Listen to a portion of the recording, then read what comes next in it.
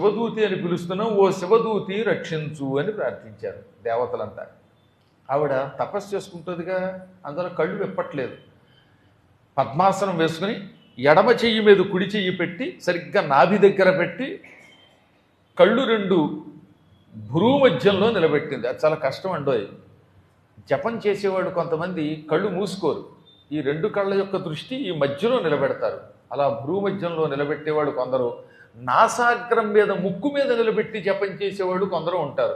నాసాగ్రం మీద అంటే ఈ ముక్కు చివర దృష్టి పెట్టి జపం చేస్తే కోరికలు తీరుతాయని, ఈ కనుబొమల మధ్యలోకి దృష్టి పెట్టి జపం చేస్తే వాడు సాక్షాత్తు శివస్వరూపులు అవుతారని యోగశాస్త్రం చెబుతున్నది.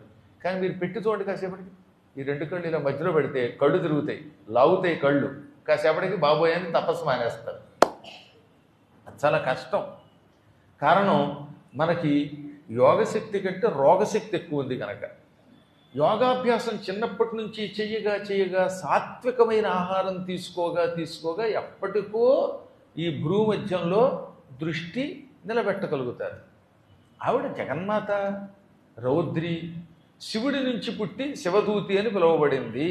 కాబట్టి శివదూతి అనే పేరు శివుడి యొక్క జటాజూటము నుంచి పుట్టడం వల్ల కూడా వచ్చిందని పద్మపురాణం చెబుతున్నది.